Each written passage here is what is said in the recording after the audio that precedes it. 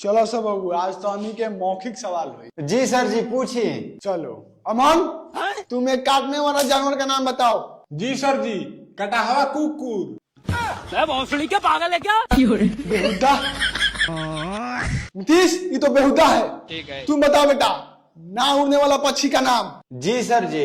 क्या हुई? मोरल चिड़ई।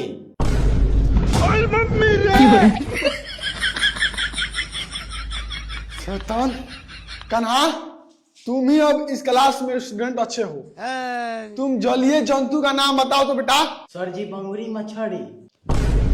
अरे दादा रे, नलायक। यहाँ पर क्या हो रहा है? अतुल, अब तुम ही एक स्टूडेंट बचे हो जो इस पूरे क्लास में अच्छे स्टूडेंट हो, और तुम ही इस क्लास का नाम रोशन कर सकते हो। अच्छा बेटा, ऐसा सांप का नाम बताओ जिसमें जौहर नहीं होता है। सर जी नीचा का डोर। बात